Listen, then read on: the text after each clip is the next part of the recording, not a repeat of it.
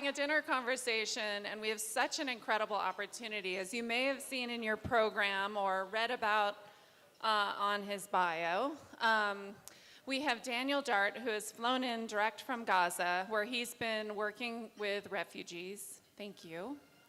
I'm going to allow Eamonn Storr to do the full bio and introduction of Daniel, to do it right. But first, I'm going to introduce Eamonn. Eamonn Storr is a friend, a partner, a colleague, really has become just critical to the forum and its success in only his second year of being here. Eamonn is the one we met at the same time that I met Robert and Barney Swan. And Eamonn has connected us to incredible people this year, the first of whom is Daniel Dart. Eamonn is, what did you say, a disgruntled, disaffected ad executive who then became the CEO of The Guardian North America. And most recently founded FairShare. And his company, FairShare, partners companies with nonprofits and people like Daniel, people like Mark Brand, who you're going to hear about in the morning. He partners with them to dramatically accelerate and scale their ability to do good in the world. And so Eamonn is the ultimate connector for impact and a real strategist and a dear friend. And so please join me in welcoming Eamonn Storr. Gosh, I wish my parents could have heard that. Amy very kindly invited me to come last year, and we brought some great people like Rob Swan, and if you haven't followed his story since he came out here and keynoted, you'll hear from Barney, because it's been an amazing journey to the polls on renewable energy. And then I'm always working with people like Amy to try and persuade them to give me a reason to come, either for free or on someone else's ticket. And so Domo's here as well, which is a client of mine, and know a number of people in the room. And so that was a great way of getting myself here with our new business. What I didn't tell Amy is that I haven't actually really met Daniel Dart properly until today. And I didn't tell her that I'd never actually interviewed him. I interviewed plenty of people at The Guardian, but I never interviewed someone like Daniel. So this might be my second and last time at Sun Valley. What I will say is, as we're here talking about resilience in multiple different aspects of society and environment and local and global, there isn't anyone I know, and I've dealt with a lot of grassroots activists, there isn't anyone I know that's going to take out your comfort zone as quickly and as deeply as Daniel can in the chat that he's got. It starts with him being a punk rocker. He was actually the lead singer in a punk rock band back in the, early 2000s? I think you had a fairly established criminal record by then already, right? I did. He'll tell you a little bit about that, but his probably anti-establishment roots left him with a fairly healthy service in what in the UK we call it Her Majesty's Pleasure. What you call in the US is being incarcerated. And since then has come back and quite honestly doesn't, in many people's worlds, wouldn't deserve to be here, doesn't have a right to be here, but he's done some incredible stuff. And when you listen to his stories, I think you'll understand that the way we think about some of the things we do and how we need to think more broadly is a huge part of what we're all here today for. So I'm not going to moderate him too much because I don't think he needs it, but if we have got some questions as we go through, we'll roll with them as well. So let me introduce you Daniel Dart. Hello, hello. All right. I'm going to stay sitting down, but I might get up sometimes. But thank you so much for the introduction. Thank you for having me here. My name is Daniel Dart, and I did just come in from Gaza, and I miss it a lot. So to touch on that a little bit, just so you guys know a little bit about me, one thing I'm going to talk about is how do we look at things and how I think a lot of people look at it wrong. To touch on the long term in Her Majesty's service, September 2nd, 2011, I walked out of a studio to smoke a cigarette, and I was surrounded by probably about 30 police officers, and they said, "Freeze, you're under arrest." And at the time I was actually happy because I remember I heard a sound, and And I looked over, and I saw someone pull up a gun. Bam. And I think, oh, fuck, here we go. And they go, freeze, the police. And so I got arrested. And my first offer was 180 years. And they told me to take it. They said you should take it. You get conjugal visits. And this was, I didn't even know what I did. I'm like, what did I get arrested for? And it was kidnap, carjack, distribution of firearms, racketeering, and about 12 other ones.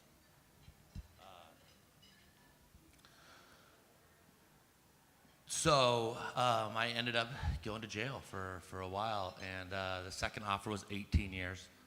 The third offer was 11 years, and finally I got sentenced to 7 years. I don't know what to say to tell you what it's like when you're like, this didn't happen, and nobody listens to you.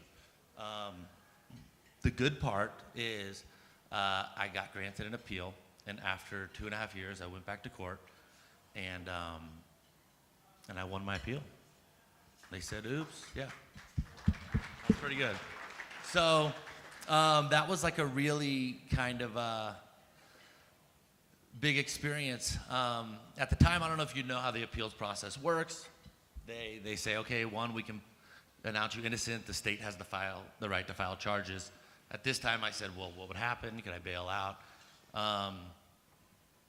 They said, I don't know, go back to county court. The other thing is we can plead you guilty. You waive your constitutional rights and all that. Well, time served. So I did that. I was supposed to be out in a month.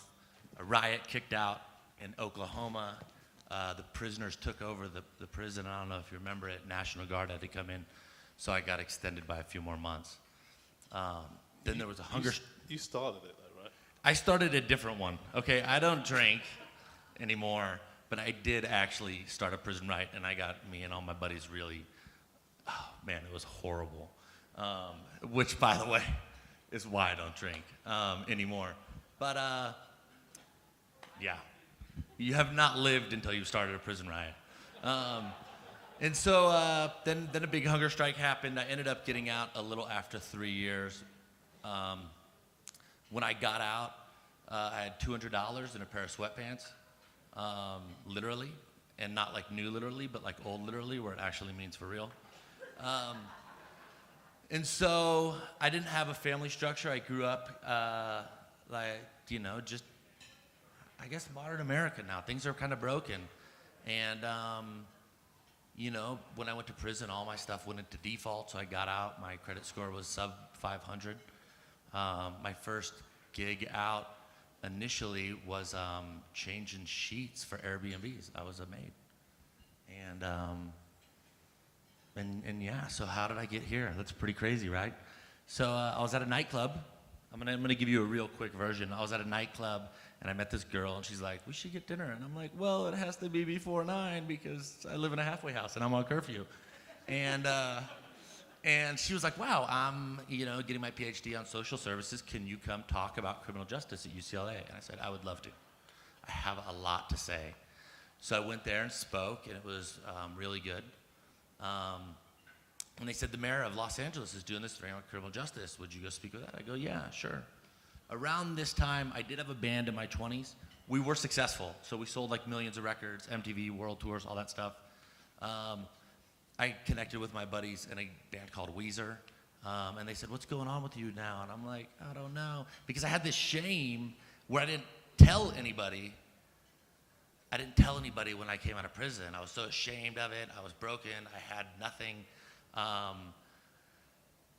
It was super rough. And so I ended up speaking on this marriage criminal justice thing. And then that led to another thing. They said, will you speak on a summit panel? And I said, yeah, I'll speak on the summit panel in LA.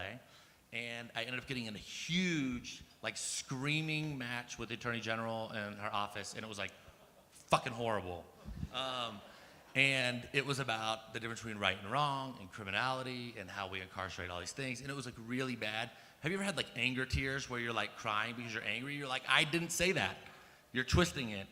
And I remember going home the next day and just being so defeated. And I got an email from this woman named Carmen Berkeley, who was at the time the director of Civil, Human, and women's rights at the AFL-CIO.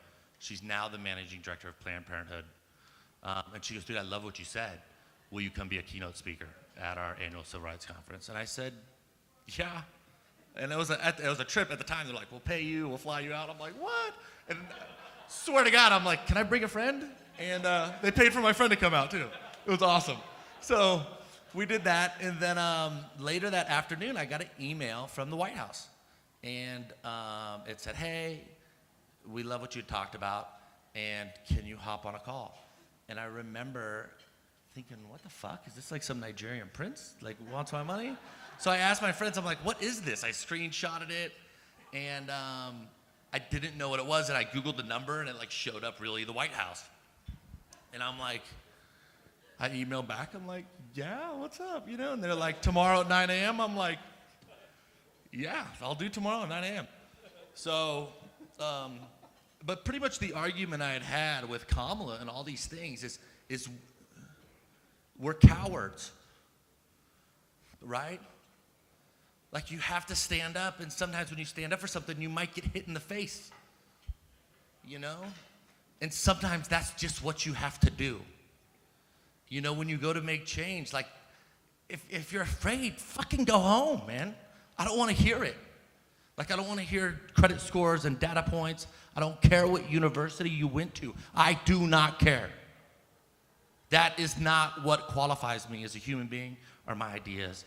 And the thing about it is our elected officials, man, and all of these people that I engage with, it's like, yo, man, if you haven't figured out how to talk about this issue because you're afraid, that means you haven't thought about it enough. Let's keep working on it, right? Why is it we can't talk about date rape? People are scared. Why can't we talk about racism? Why can't we talk about the things that should matter to us most? And that was what it was, and I was so frustrated. Thank you, yes. And that's what happened, and I want to change the way we communicate. So I called them, and they answered the phone. They said, hey, you know, this is the White House. They actually say that. And I was like, what's up, it's Daniel Dar. And they're like, okay, please hold for Amy Pope and Valerie Jarrett. And at the time, I'm like, who the fuck is that? So I like Googled it, and I'm like, whoa, Deputy Assistant, Homeland Security, President, Deputy Chief. And so I'm like, wow.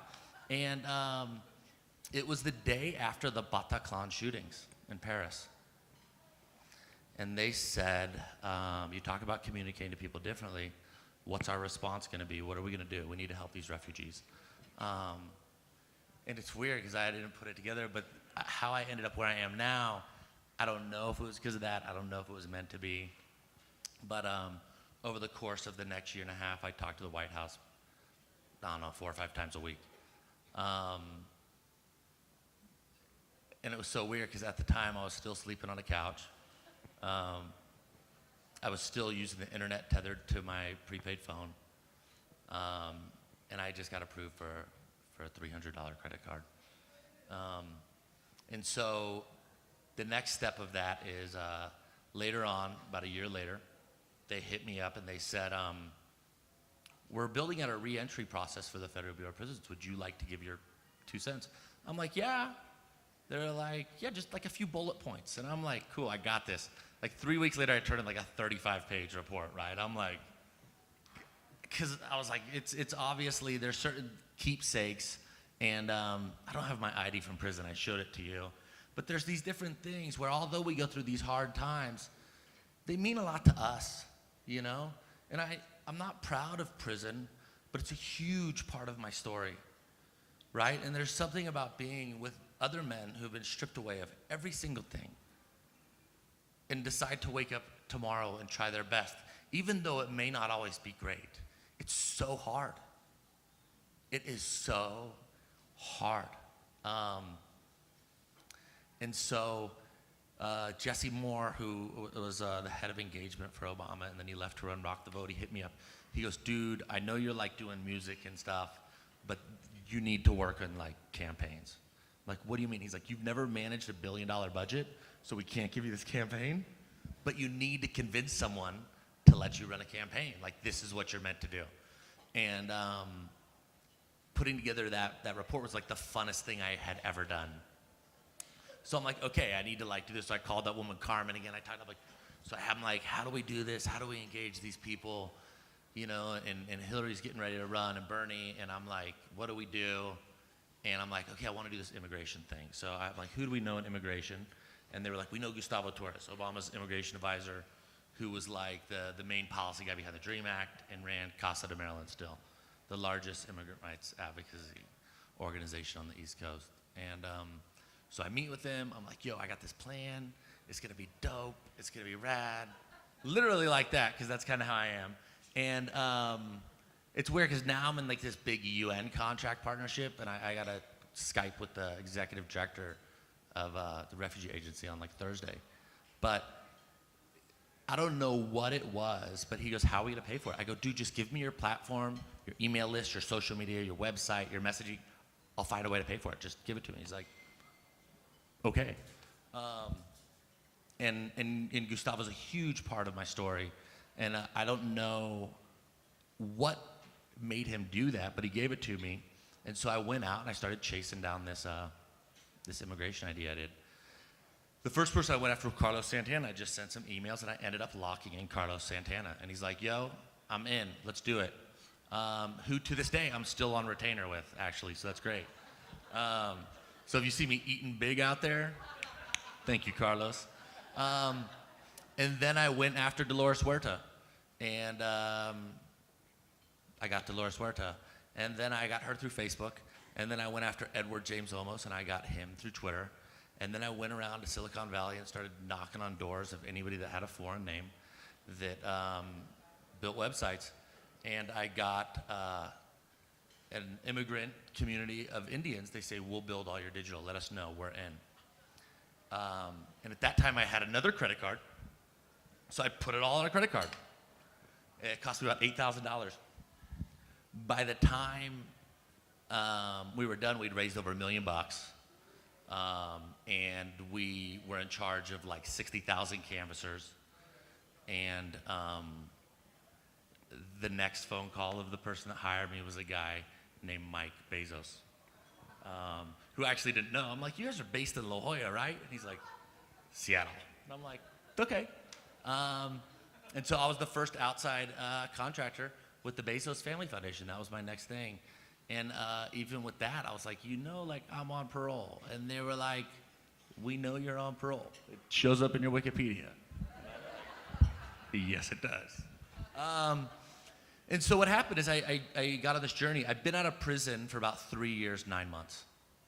And so after Bezos came jobs with ACLU, Duplass Brothers, Tom Colicchio, who else? Save the Children, a lot of people. I mean, Planned Parenthood, just kind of a who's who. Wounded Warrior Project, right? I try to cross the line because I believe that's important. And I was like, yo, man, I'm not thinking big enough. I got this crazy luck. Like, let's fucking go for it. So I have some friends at World Bank, and I'm like, yo, what's some shit that no one can solve? Like, what's some craziness? And they were like, Tinduf. And that's initially how it started, right? So they're like, Tinduf. Most people never heard of it, or the Western Sahara and the occupation of Morocco. And I'm like, so I started researching it. The war broke out in 1975 when Franco died, and Spain decolonized Western Sahara, Morocco invaded. 1991, UN brokered a ceasefire with 60 days to a referendum that has still not happened. Morocco has more lobbyists on payroll in the UK and the US than anybody, even the Saudis. And all of these things, and I was looking at like banking infrastructures and all of this stuff and like the plays and engagements. And finally, after a few months, I'm like, I fucking can do this. I can force this UN referendum, and I can get these people their freedom. It is the largest non-self-governing territory in the world, not the United States, in the world. Every nation in the UN believes that it's a non-self-governing territory, and the referendum has not happened. So I'm like, I'm gonna do it. I fucking got the plan.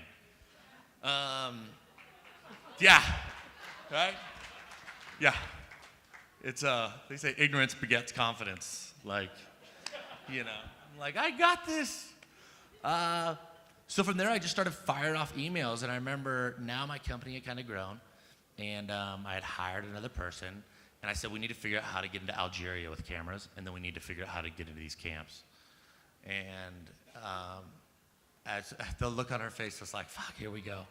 right? Because I think that's like the story of just my life. So I sent probably 1,000 emails. I've talked to people all over the world. I was geotagging, trying to ping people inside the camps, all this stuff. And I'd almost given up until this guy in Algeria that I connected with was like, I got this email, hit him up, and it was like ms07@aol.com. So I send this email with this like huge proposal, which is like my thing, right? Like I'm like, yo, I see a problem, I build a proposal, and I pitch it. Like that's how I got the Wounded Warrior Project contract off of their general contact email. I got like a global UN period poverty and menstrual equity contract launching in January to combat how migrants are treated and how women and prenatal care is happening through the UN IMF, through just a pitch on a general contact. And so I sent this off, and he responded to me. The first thing was, how did you get my email? Right? And I'm like, from a friend. And he's like, this plan's really good. And in the tag it said Maulud Sayed. And so I Googled him, and he was the Sahrawi ambassador to the United States and one of the original drafters of the African Charter, the African Union Charter, and a good friend of Mandela and stuff. And he goes, I love this, man. I'm based in D.C. When can you sit down? I said, whenever you want. And it was Tuesday. He goes, Thursday? And I'm like, yes. So I got a flight the next day, and he's like, I could take care of all the stuff. Let's meet with the Algerian ambassador. So I go in there, and I'm like, yo, I have this plan. I need cameras. I need this. I need that. I need like gratis visas. And they were like, let's do it. Yeah, they really said that. They're like, this is awesome. Like, let's go. And so 2 months later, I was on a plane to Algeria. And I had no idea what I was doing. They asked me, the first stage in the plan was go to the camps, live in the refugee camps for a few weeks, talk to the people, see the touch points, and figure it out. So I'm like, I'm just gonna go there. I don't know exactly what I'm gonna do, but I just wanna meet everybody. And it was crazy. So I'm like, I gotta stand for this. So like I fly in, and the ambassador meets me at the airport, and like I come through, and I don't know who's been to Algeria, anybody? Yeah, it's like police state, like a motherfucker, right? So like I get off, and they have all my camera gear, and they're like, is this yours? And I'm like, yeah, what's up? And so I got my buddy with me who's like this long-haired skateboarder guy. He's like, yo, man, we'll chill, right? And so then we catch a connecting flight into Tindouf, which is a military base for Algeria. And so we flew in, and one of like the highlights of my life is the ambassador runs up to me. He's like, no pictures here, it's military. As we like walk down this jet onto the tarmac, and like MiG fighters, like, and there's like 100 dudes in like military vehicles with like AKs and like all this shit. And I'm like, what the fuck did I get myself into? But at the same time, I'm like, this is so fucking rad, right? Like, I've never had like an escort with like 6 cars in front of me and 6 cars in back. And so we had the Algerians, and then we had the Sahrawis, which was the Polisario, which is the de facto government that operates for the Western Sahara. And then we had a UN escort, all of them, right? And I'm like, wow, this is a lot of people. And my fixer was like, yeah, because they just stole a few of you guys. And I'm like, what do you mean they just stole a few of us? And they're like, well, they thought it was ISIS, but they think Morocco put them up to it. And I'm like, he's like, we got them back, though, in like 2 or 3 days. Totally fine. And they were like, serious? And I'm like, okay, well, here we go. And so I went and just started working on it. And I had this crazy idea. Some people are like, I want to win a Grammy. I want to win a Tony. I want to win a Nobel Prize, right? Like, I was in prison. And before prison, I didn't like taking pictures. I didn't like doing press. And now, all of a sudden, I was going to get sentenced to life in prison. And it was like I did not exist. There was no pictures of me, no stories of me. It was like I didn't exist. And it was like I was like dead, but I was alive. And so I got out, and now, like, you'll see me, I'm taking pictures. A lot of pictures. I'm like, yo, picture, picture, picture. And I'm like, yo, I want to do this, and I don't know if I will or I can, but trying is super fucking fun. Like, I love it. It's awesome. And I feel like I'm on borrowed time, right? Like, I shouldn't even be here, right? I shouldn't even be here, you know? And initially, at this point now, people from like CAA are coming in, and like all these things are happening, and people are getting behind it, and they're like, wow, that's crazy, blah, blah, blah. And someone's like, how are you gonna pay for it? At this time, I just got approved for American Express, right? And I'm like, I just got approved for American Express. And they're like, wait, explain it. I'm like, I'm gonna max this bitch out. They're like, but what about your credit score? I'm like, fuck that credit score. That shit's pointless. I don't need it. I'm gonna figure it out. And that's just how I looked at it. I'm like, yo, fuck this system.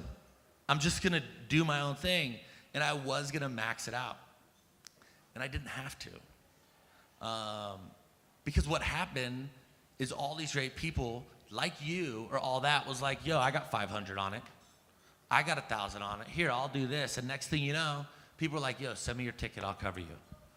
This guy named Mark Duplass, I don't know if you know, for the Mark Duplass brothers, huge supporter of me. It's like even now my work in Gaza, and I'll get to that in a second, he's always like, what do you need? And I'll send him a list, and he'll send me the receipt. And there's been people like that are like, yo, man, we believe in you, let's go. And so I went over there, and now I've been working in Tindouf, and I've been working with Oxfam, the World Food Program, the UN, the Algerian military, and obviously their executive branch. I ended up building out part of like the municipal election process for Tunisia, the first ever from the Arab Spring in May. So it just kind of spread like wildfire through this region. Like, yo, here's this guy that's coming with these crazy ideas, and fucking they kind of work, right? And then the way I actually engaged in Gaza, how that kind of happened is the head of North Africa, UNHCR, that just took over South America now, she goes, I think you're gonna get a Nobel Prize nomination in the next like 2 or 3 years. I go, fuck, really? She's like, yeah. I'm like, I need to fucking make peace in Palestine. I'm fucking gonna make peace in Palestine. I gotta do that shit. I'm going for 2. And that's really what happened. So then I started researching, how can I get into Gaza? Where are my entry points? How can I build this out? And so now we've started working in Gaza, building up pre-seed funds.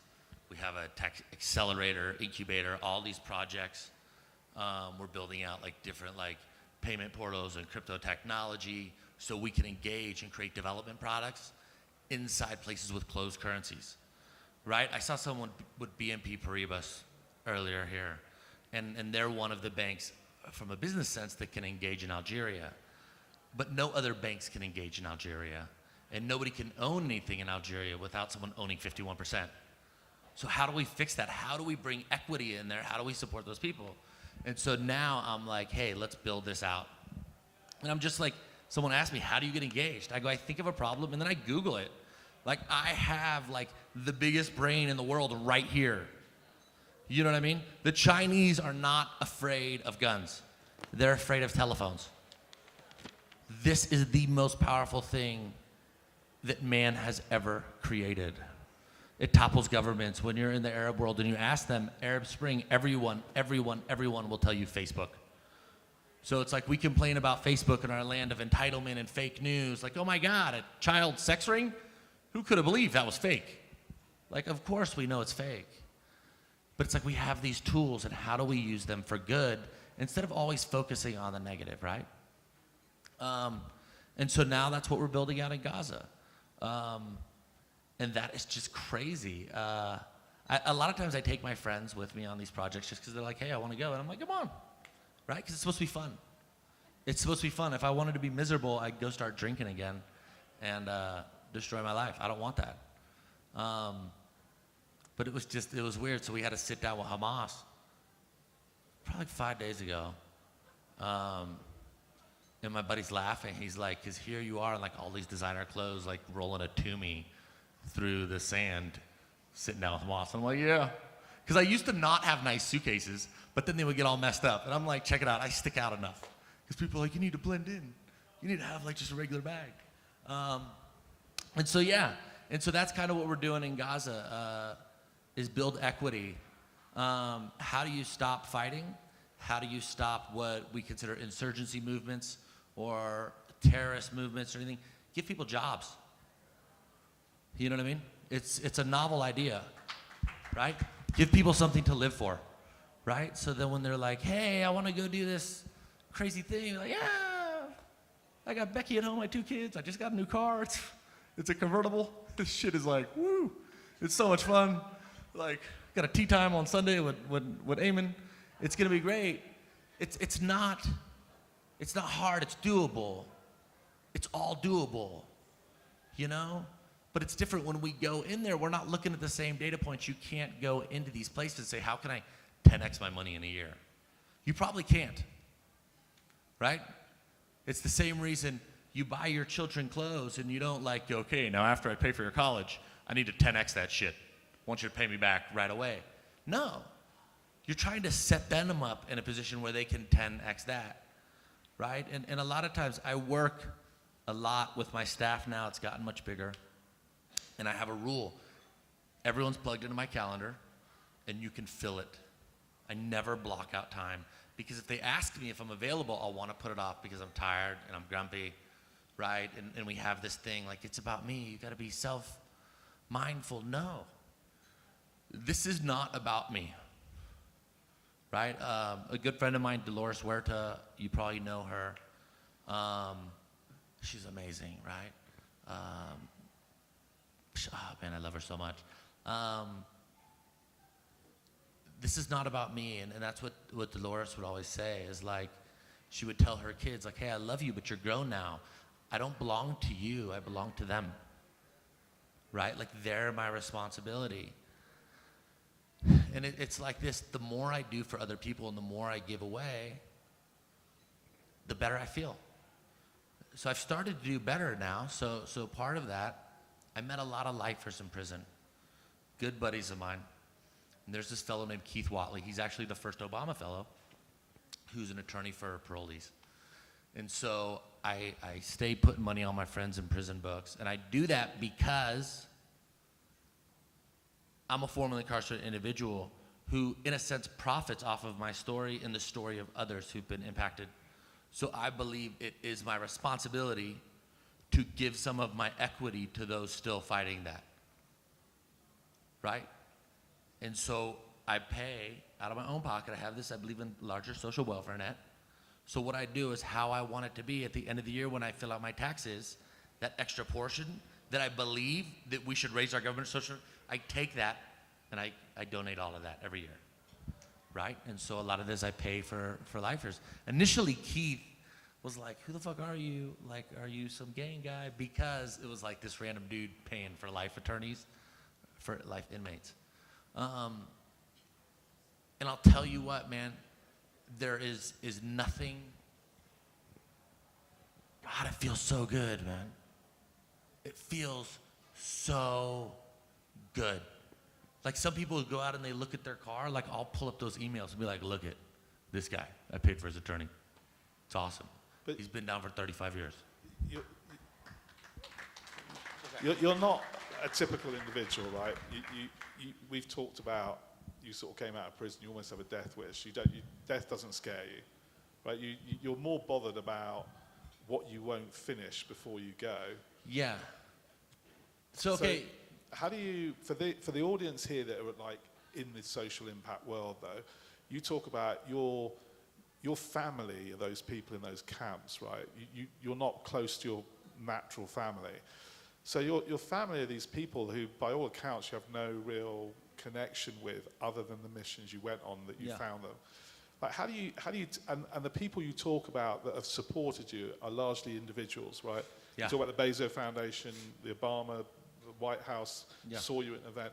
Like, how do you take that and scale it? How does an institution do it? So now what we've done, and I say this a lot, is when I build out a program, right? So about death, one thing that was crazy is as we built out the Tindu stuff, we started filing legal things. We got the European High Commission to invalidate a trade agreement between Morocco and the EU.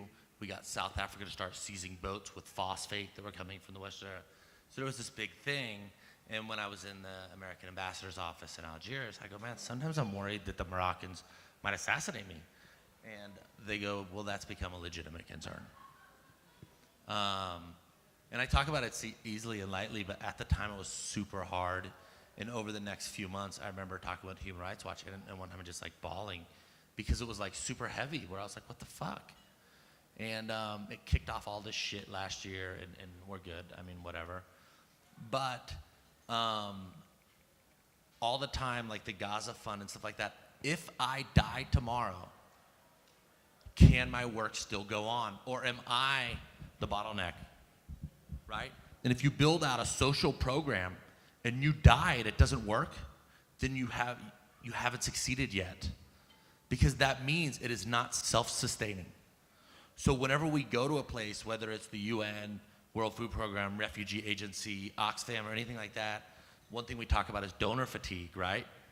I need to move fast, and I need to move with a sense of urgency, right? And I need to figure out a way where if I die tomorrow, this will go on. And if that doesn't happen, and if you approach your charity where you are the giver and no one else can get it without you, then you're doing it the wrong way. And I'm telling you, it may give you control right now, right?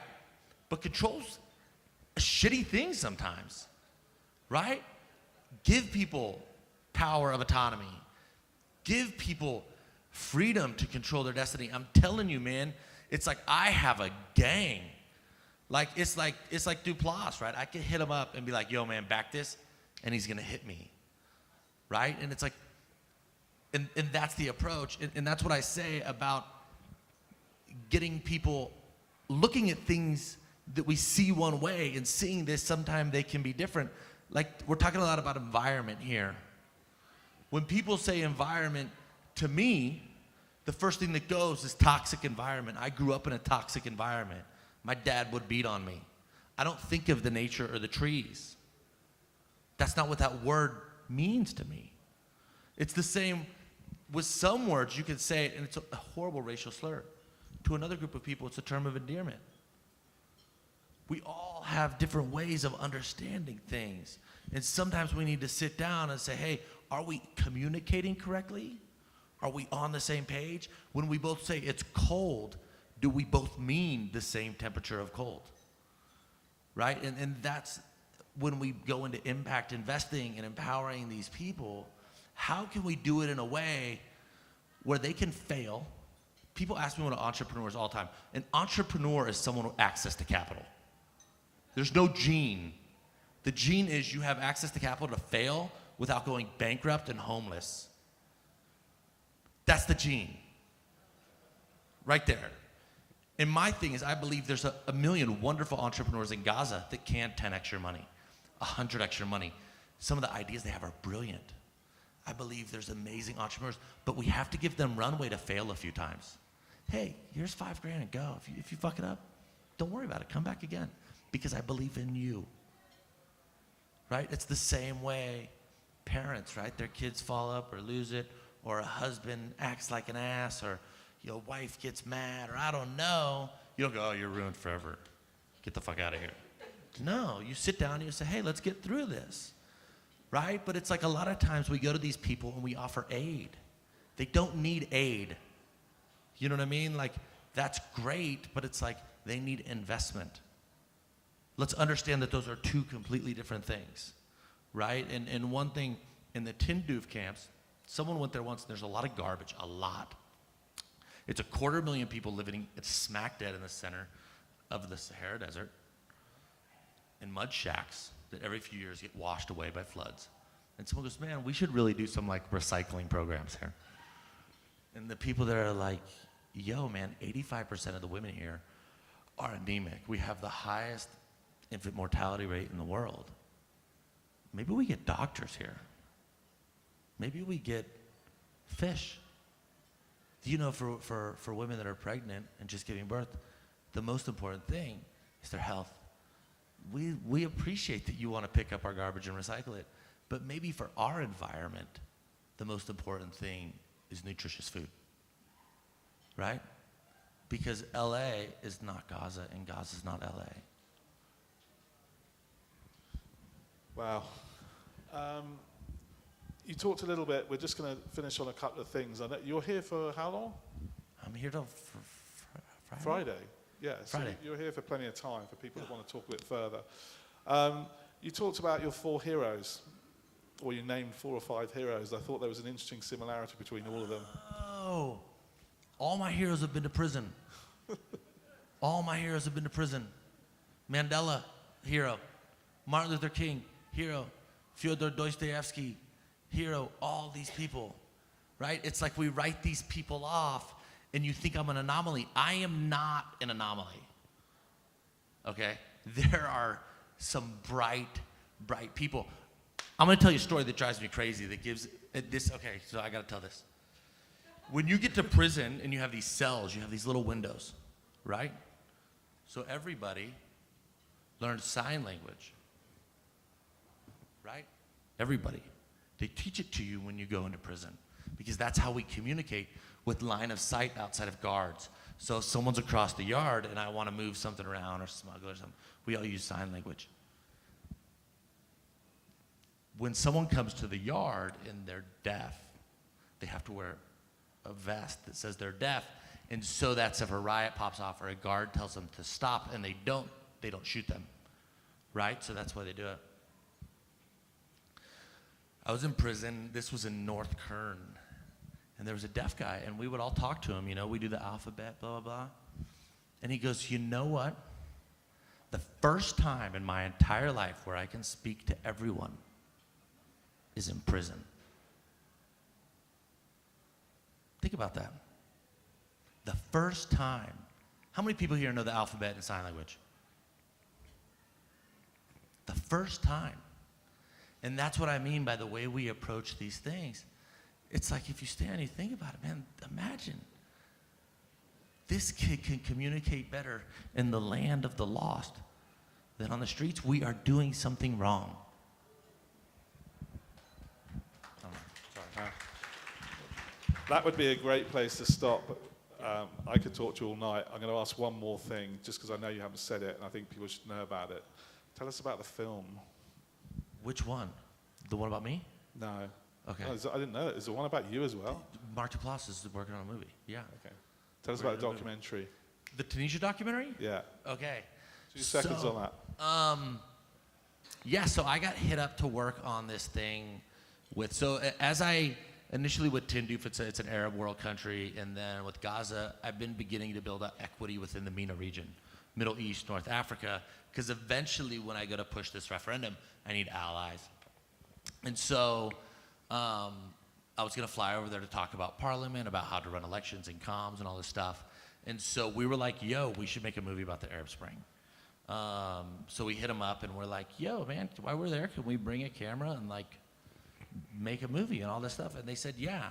And then like some foreign service and DOD people funded a movie. And so we went all over Tunisia to talk about the birth of the Arab Spring and the fight for democracy in Tunisia, right? So the Arab Spring started December 14th, initially with Mohamed Bouazizi and Sidi Bouzid, lit himself on fire. Then little things turned out. The Tunisians got access to Facebook at the end of December. And on January 14th, Ben Ali fled. And that kicked off the Arab Spring and with Mubarak in Egypt, and then Libya, Gaddafi, Syria, we know all that. The only one that became a democracy was Tunisia, right? And it's amazing, and it's amazing, and it's amazing. And so me and my friends and my peers, we believe in democracy over everything. We believe it's so powerful, it's so brilliant, it's so magical. And so we're like, yeah, we're gonna make a movie. And we went all over there, and I remember when I went down to see where Mohamed Bouazizi lit himself on fire, we're there, and we think we're in the right area. And we asked somebody, like, where did he light himself on fire? And he's like, right where you're standing. And he's like, I'm like, there's no plaque, there's no nothing. They're like, no, we don't like him there. And we met with the governor, and he was like, we think you're probably like the first Americans that have ever been down here. Like, there's just, it's in the middle of nowhere. And if you look at Tunisia, I don't know if you've been to Tunisia too, once you get outside of like Tunis or Sousse, there's really nothing there. And so we went and built that out and got in and how the Qataris are really battling the Saudis. So like there's this big influx of cash of people trying to topple growth because nobody in the Arab world wants democracy to succeed, right? And it's really hard. And sadly, America continually cuts funding. So it's really hard because we say we're going to fund you to become democratic, and then they do, and then we kind of pull the plug. It's the same way like saying, hey, I'm going to fund this guy to go to college or my kid, and then like halfway through the year, you're like, no, I decided against it. And you're like, but this is so expensive. I'm out of state school. And so that's cool. It's in post-production right now. So it's called The Fight, The Battle for Tunisia's Democracy. It's going to be amazing. And we're getting ready to do another one, too, actually. We go at the end of the year into sub-Saharan, a bunch of countries, and it's about Chinese investment and how the Chinese are now outsourcing to Africa and how there's like a modern-day colonial re-energizing movement. Yeah. Thank you, mate. Apologies, we've run way over time. I couldn't resist it. Sorry, Amy, there's a lot of F-bombs there tonight. We dropped a lot of bombs in Ketchum tonight. We joked about that. That's all right. We were allowed to say it. Thank you very much, everybody, for this. Daniel will be here for the course of the session. Come say Please hi, reach out to us. please. Thanks for listening. I appreciate you.